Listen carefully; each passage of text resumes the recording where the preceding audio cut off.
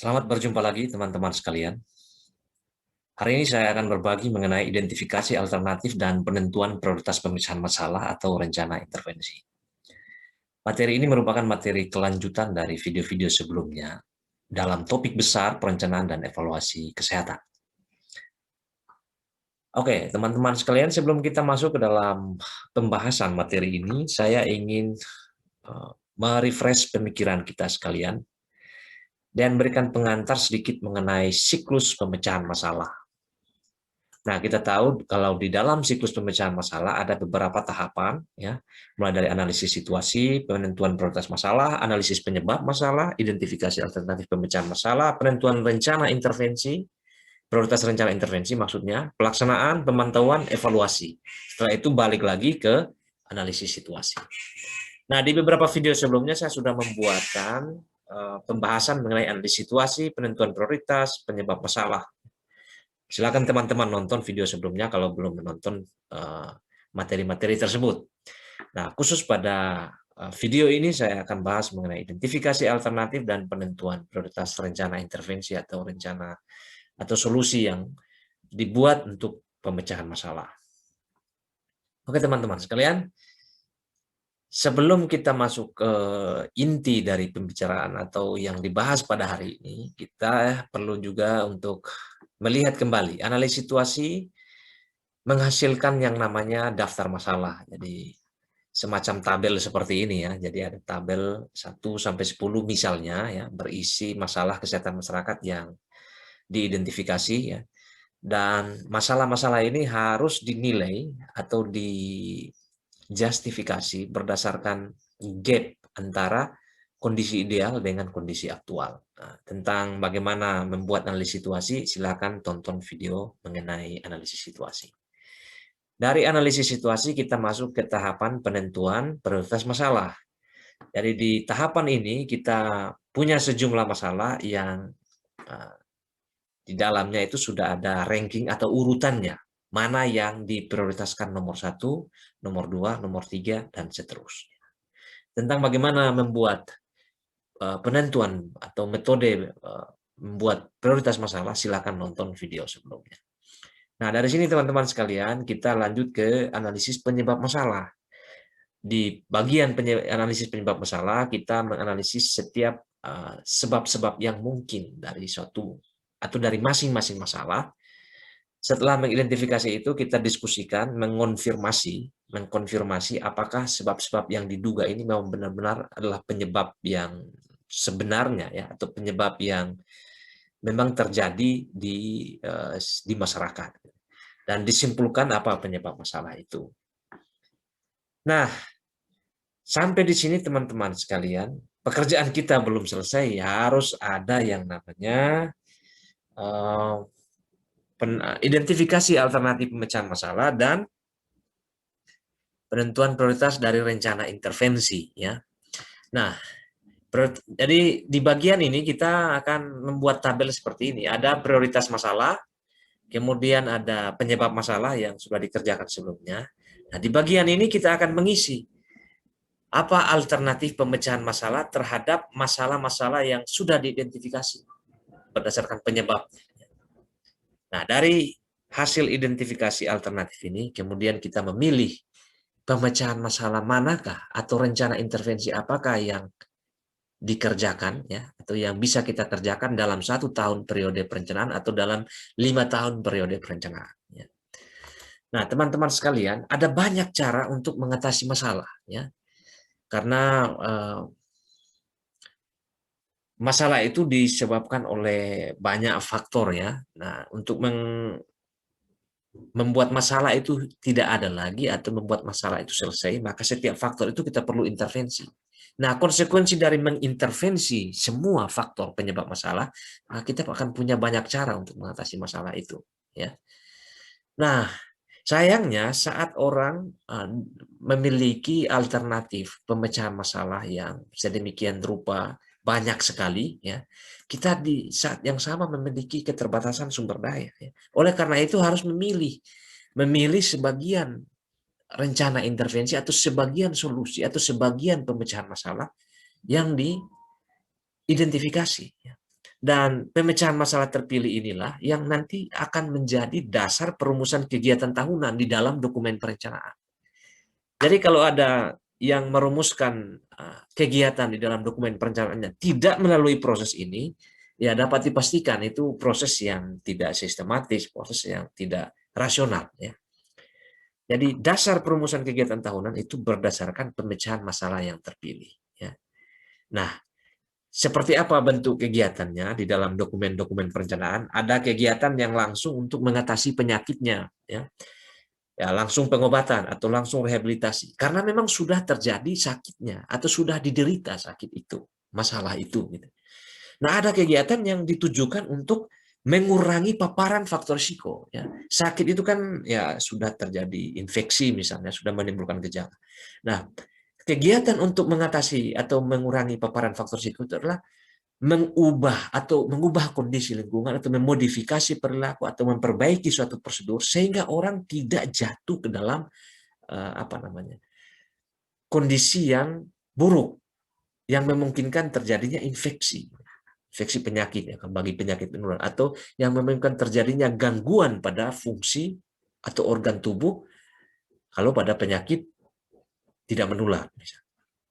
Nah, selain dua kegiatan ini, ada juga jenis kegiatan yang lain yang bisa muncul di dalam sebuah dokumen perencanaan, yakni kegiatan-kegiatan yang bertujuan untuk memperbaiki sistem ya, atau memperbaiki suatu institusi. Institusi kan harus melayani, memberikan pengobatan, memberikan penyuluhan, memberikan tindakan promotif, ya, tindakan rehabilitatif dan sebagainya. Nah, organisasi itu butuh perbaikan. Tenaganya harus dilatih. Kalau belum ada tenaganya, perlu ada pengadaan tenaga. Kalau alatnya kurang, perlu ada pengadaan alat. Kalau sistemnya atau SOP-nya belum ada, maka perlu dibuat. Nah, kegiatan-kegiatan seperti tadi adalah kegiatan-kegiatan yang bertujuan untuk memperbaiki sistem organisasi.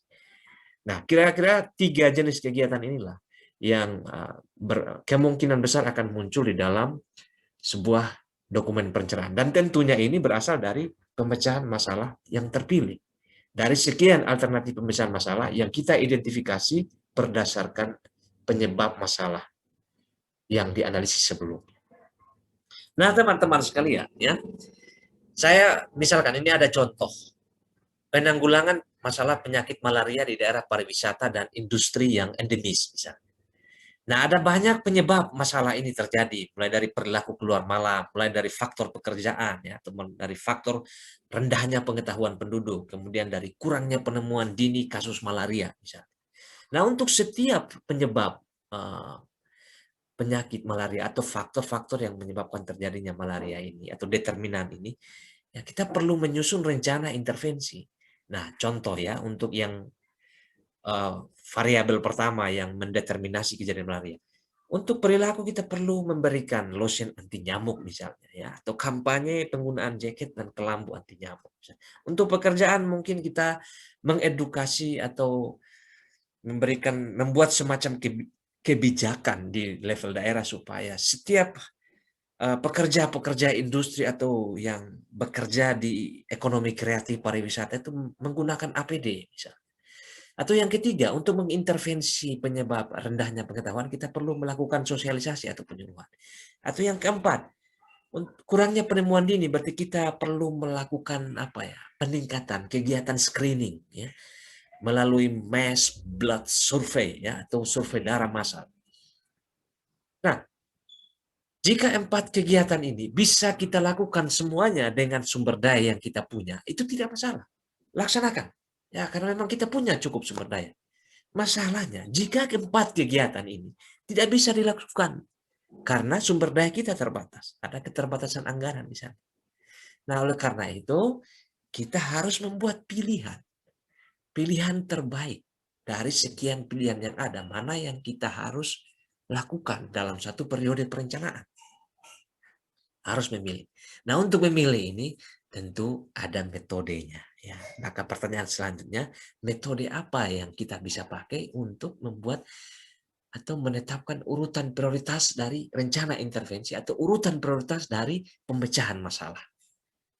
Nah, teman-teman sekalian, Saya punya sekitar 6 metode yang saya identifikasi ya. Yang pertama adalah metode undi.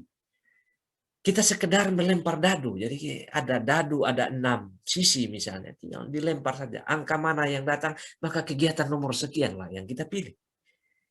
Itu metode yang paling sederhana, teman-teman sekalian ya. Yang kedua metode suka-suka ya.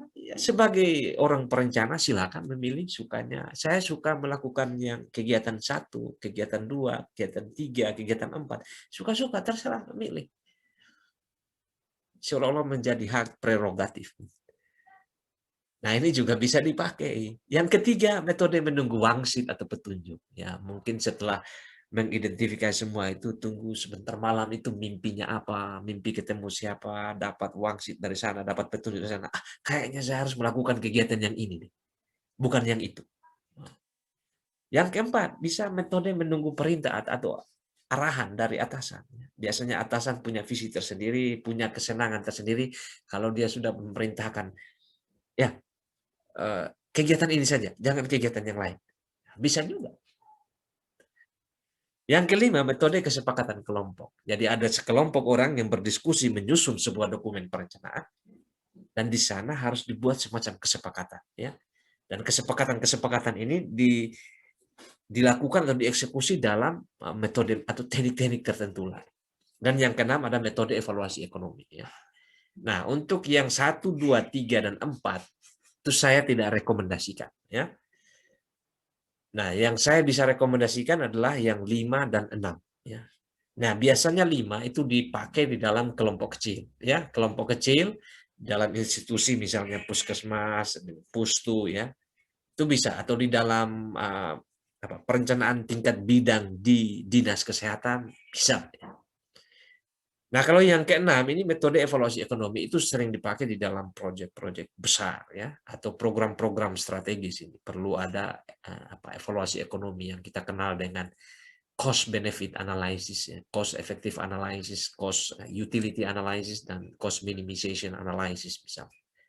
Nah, itu dipelajari di dalam bidang ilmu lain ya, ekonomi kesehatan. Nah, saya tidak akan membahas yang 6, apalagi 1, 2, 3, dan 4, itu mungkin karena sudah sering menjadi makanan hari-hari dari dunia praktisnya. Mungkin saya akan membahas yang metode nomor 5 ya, metode kesepakatan kelompok. Jadi fokus kita di sini. Nah, di dalam metode kesepakatan kelompok ini ada beberapa teknik-teknik lagi di dalamnya yang dipakai ya. Nah, ya saya akan berbagi 3 saja teknik hari ini, dan yang pertama adalah teknik mengumpulkan pendapat ya. Nah, di sini teknik-teknik itu ada ya lebih dari 5 ini, cukup banyak ya. Ada synthetic group teknik, ini seperti survei biasa ya. Siapa yang jadi daftar pilihan itu disebar ke semua anggota kelompok, dan anggota kelompok memberikan pilihan nanti. Mana yang terbanyak itulah yang dipakai. Yang kedua, Delphi teknik. Delphi teknik ini menggunakan sekelompok ahli. Jadi dari prioritas rencana intervensi yang ada itu diserahkan kepada kelompok ahli, dan kelompok ahli ini yang mendiskusikan mereka yang dianggap ahli. Ya, keputusan mereka seperti apa itulah yang kita pakai.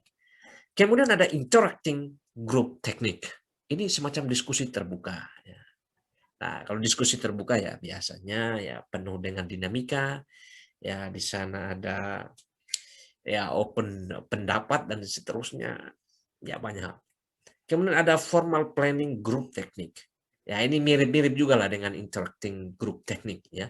Karena pemimpin menjelaskan lebih dahulu, kemudian ada diskusi. Nah, yang sedikit berbeda itu brainstorming. Brainstorming ini atau curah pendapat biasanya ini tanpa kritik. Jadi hanya mengeluarkan pendapat, yang lain tidak boleh kritik. Ya, nanti baru pimpinan mengambil keputusan. Kira-kira begitulah. Kemudian ada Delbecq teknik. Delbecq ini agak beda dengan Delphi, karena Delbecq itu orang bisa datang dari latar belakang apa saja. Tidak mesti harus sekelompok ahli tertentu. Ya. Kalau di Delbecq, dari latar belakang apa saja, penyampaian pendapat dilakukan melalui kertas kerja dan diskusi. Kemudian ada brainwriting teknik. Ini sekelompok ahli plus kertas kerja. Jadi di sana mereka juga diberikan semacam kertas kerja untuk mereka berdiskusi, membuat kesepakatan-kesepakatan, dan nanti disampaikan. Ada nominal interacting teknik. Ini ada diskusi dan lobby antar peserta. Kenapa ada lobby? Karena pasti ada kompetisi di dalamnya. Yang satu bilang kegiatan ini lebih bagus, yang satu bilang kegiatan ini lebih bagus, yang satu lagi maunya begini. Ya ada lobby-lobby di dalam. Nah ini nominal interacting teknik. Kemudian estimate discuss, estimate teknik. Ini ada diskusi dan vote secara bertahap ya. Ya, diskusi mengerucut jadi satu, setelah itu di vote lagi atau dilakukan voting lagi, mengerucut akhirnya jadi satu, dipilihlah salah satu teknik. Nah, keseluruhan ini teknik ini teman-teman sekalian ini merupakan apa ya, kental kualitatifnya, judgementnya itu atau penilaian subjektifnya. Ya. Jadi kalau ada yang mau gunakan ini ya silakan saja, tidak ada masalah ya. Yang penting akan tujuan bisa tercapai dan semoga kegiatan yang dipilih itu bermanfaat bagi masyarakat ya. Nah, yang kedua yang saya ingin bagi adalah teknik kriteria matriks. Ya. Ada juga beberapa literatur menulisnya dengan metode Reinke. Ya. Tapi di literatur yang saya pakai itu disebut sebagai teknik kriteria matriks. Ya. Nah, ada dua aspek di sini ya, di teknik ini yang sangat diperhatikan. Yang pertama itu soal efektivitas jalan keluar atau efektivitas dari rencana intervensi yang dipilih. Dan yang kedua itu efisiensi. Artinya jalan keluar atau rencana intervensi atau solusi ini penggunaan sumber dayanya seperti apa. Ya. Jadi memperhitungkan efektivitas dan memperhitungkan efisiensi. Nah, untuk untuk teknik ini dia menggunakan 4 kriteria yang dijabarkan dari efektivitas dan efisiensi. Yang pertama itu M atau magnitude. Ya. Besarnya masalah yang dapat diatasi jika rencana intervensi atau jalan keluar tadi dilaksanakan. Makin besar masalah ini teratasi dengan jalan keluar itu, maka jalan keluar atau rencana intervensi tadi yang makin diprioritaskan. Jadi ini dari soal besar masalah yang dapat diatasi jika jalan keluar dilaksanakan. Yang kedua, importansi. Ya. Pentingnya jalan keluar dalam mengatasi masalah. Makin langgeng untuk selesainya satu masalah dari jalan keluar tadi, makin diprioritaskan. Ya. Yang ketiga, vulnerability. Jadi ini soal sensitivitas atau kecepatan jalan keluar yang dipilih untuk menyelesaikan masalah. Makin cepat masalah ini selesai kalau kita terapkan itu, makin diprioritaskan. Ya. Nah, ini 3 kriteria ini dipakai merupakan penjabaran dari aspek efektivitas. Yang satunya cost. Cost ini biaya atau dana yang dipergunakan untuk melaksanakan pemecahan masalah. Semakin besar biaya yang dibutuhkan untuk menjalankan rencana intervensi tadi, maka semakin kecil skor. Ya. Nah, umumnya kita menggunakan skor 1 sampai 5 ya dari setiap masalah yang ada. Dan nilai total prioritasnya diperoleh dengan menggunakan rumus P. P itu prioritas ya. M kali V kali I bagi C ya. Jadi M kali V kali I dibagi C. Nah, contohnya seperti ini teman-teman sekalian ya. Misalnya ada beberapa daftar ya alternatif penanggulangan penyakit malaria tadi, pengadaan kelambu dan pembagian lotion anti nyamuk ya, pembuatan kebijakan tentang penanggulangan vektor di tingkat kabupaten, kampanye atau promosi tentang pencegahan penyakit, peningkatan jumlah kegiatan screening melalui MBS misalnya. Nah, silakan berdiskusi di dalam kelompok untuk M ya, magnitude atau besarnya masalah yang dapat diatasi dari keempat cara ini seperti apa? Berikan skor 1 sampai 5. Demikian pula di bagian I, importansi dan juga vulnerability, dan ini cost ya, ini C ini. Sorry, ini lupa diketik huruf C-nya. Ini C ya. Tinggal dihitung rumusnya, didapatlah urutan prioritas. Nah, contoh yang saya berikan ini, urutan prioritasnya itu nomor 1, kampanye. Nomor 2, pengadaan kelambu. Nomor 3-nya, MBS. Dan keempat itu, pembuatan kebijakannya. Ya, kira-kira begini, teman-teman sekalian. Ya, untuk contoh penggunaannya.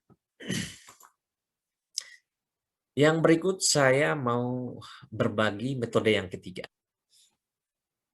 Metode berikutnya adalah metode Hanlon kuantitatif. Ada juga metode Hanlon yang kualitatif.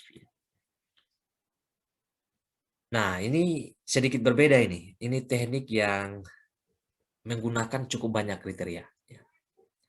Nah, yang pertama, kriteria yang dipakai di metode ini Itu disimbolkan dengan A, B, C, dan D. Dan D ini dibagi lagi dalam beberapa subkriteria. Ya. Nah, apa yang dimaksud dengan kriteria A? Kriteria A menunjukkan besarnya masalah. Besar masalah ini bisa diukur dari insidensi atau prevalensi ya, pada penduduk yang terkena masalah, atau kalau bukan masalah penyakit ya misalnya masalah program, berarti besarnya masalah pada masyarakat yang terlibat ya dalam eh, penyelesaiannya, termasuk instansi terkait di dalam. Yang kedua, kriteria B. B ini adalah kegawatan masalah. Nah, kegawatan ini dinilai dari ya tingginya angka morbiditas atau mortalitas ya bagi penyakitnya. Kalau masalah programnya terkait dari masalah program itu terkait dengan waktu, urgensi, dan biaya yang ada di dalam sistem. Ya. Kegawatannya seperti apa. Yang ketiga, C, atau efektivitas. Ya. Kemudahan penanggulangan masalah. Ini bisa dilihat dari perbandingan antara perkiraan hasil atau manfaat penyelesaian masalah dengan sumber daya yang kita punyai atau sumber daya yang kita miliki sebagai institusi atau sebagai organisasi. Nah, tiga kriteria pertama ini biasanya menggunakan skor 1 sampai 5. Jadi dilakukan diskusi di dalam kelompok dan setiap anggota memberikan penilaian 1 sampai 5. Mana yang lebih besar, mana yang lebih gawat, mana yang lebih efektif. Skor tertinggi 5, skor terendah 1. Ya. Nah, untuk kriteria yang keempat, ini dibagi dalam beberapa subkriteria. Nah, penilaian di sini, skornya itu tidak lagi 1 sampai 5, tapi skornya itu 0 untuk tidak, 1 untuk iya. Nah, seperti apa subkriterianya? Yang pertama, P. Ya. P ini adalah appropriateness. Itu kesesuaian masalah dengan prioritas berbagai kebijakan atau ini apa ya, program dari instansi tersebut. Sesuai tidak masalah itu dengan prioritas. Yang kedua, economic feasibility atau kelayakan dari sisi pembiayaan. Jadi pilihan rencana intervensi tadi layak tidak dari sisi pembiayaan. Kalau layak, ya silakan diberi nilai 1. Kalau tidak layak, dikasih 0. Kemudian A itu acceptability ya, atau penerimaan masyarakat atau penerimaan dari instansi terkait lainnya yang merupakan sasaran dari pelaksanaan rencana. Kalau penerimaannya bagus atau diterima, ya kita berikan skor 1. Kalau tidak, kita berikan 0. Kemudian ada R. R itu resource availability. Ya. Ketersediaan sumber daya untuk memecahkan masalah. Punya tenaga, punya alat, punya waktu atau tidak untuk menyelesaikannya. Kalau ya, berikan 1. Kalau tidak, berikan 0. Kemudian ada L, legality. Ya. Ini dukungan dari sisi aspek hukum atau peraturan. Kalau kita mau melaksanakan rencana intervensi tadi, ada dukungan peraturan atau tidak? Ya, kalau tidak ada, 0. Kalau ada, kita berikan nilai 1. Nah, semua ini terjadi di dalam kelompok karena seluruh metode yang dibahas ini adalah metode kesepakatan kelompok. Nah, kurang lebih contohnya seperti ini, teman-teman sekalian ya. Ya, jadi ada daftar masalah, ada kriterianya A, B, C, ya. Nah, NPD ini adalah nilai prioritas dasar, ya. Nilai prioritas dasar, ya. Dihasilkan dari 4 ditambah 3 kali 2. Jadi nilai prioritas dasar ini adalah A tambah B kali C. Nah, nilai prioritas total itu adalah A tambah B kali C kali D. Nah, sebelum kita menghitung NPT ini, kita lihat dulu dari setiap aspek tadi yang di bagian kriteria D, P, E, A, R, dan L. Setiap nilai itu dikalikan. Jadi 1 kali 1 kali 1 kali 1. Hasilnya 1. Kalau di kegiatan nomor 2, ada angka 0. Ya, berarti ya hasilnya 0. Nanti. Demikian pula di 3 dan 4. Ini semua 1. Ya, jadi perkalian. Kalau di bagian D, dikalikan secara khusus untuk setiap subkriteria. Nah, nilai prioritas total adalah A tambah B dikali C dikali D. Ya, dapatlah ini. Ya. Jadi saya ulangi lagi, NPT, nilai prioritas total adalah A tambah B dikali C dikali D. Hasil perkalian D. Jadi 4 ditambah 3, 7 kali 2, 14. 14 dikali 1, 14. Ya, didapatlah urutan prioritas. Ya. Jadi kalau di sini nomor 3, kegiatan intervensi nomor 3, itu jadi prioritas pertama, kemudian pengadaan kelamu menjadi prioritas kedua, ya keempat, itu menjadi prioritas nomor 3, dan nomor 2, kegiatan kedua, jadi prioritas keempat. Nah, teman-teman, proses ini dilakukan kalau memang kita memiliki keterbatasan sumber daya. Tapi kalau bisa semua kegiatan dijalankan, kita punya anggaran cukup, laksanakan semuanya. Itu jauh lebih bagus untuk mengatasi masalah, ya, masalah kesehatan. Oke, kira-kira beginilah teman-teman sekalian. Ada 3 tadi untuk metode kesepakatan kelompok dalam membuat prioritas rencana intervensi itu. Mulai dari mengumpulkan pendapat, kemudian yang kedua tadi teknik kriteria matriks, atau dalam beberapa literatur disebut juga dengan metode Rinke, dan yang ketiga itu metode Hanlon kuantitatif. Nah, semoga materi ini memberikan manfaat untuk teman-teman sekalian, ya. Jangan lupa di-share dan sampai jumpa lagi di video-video selanjutnya.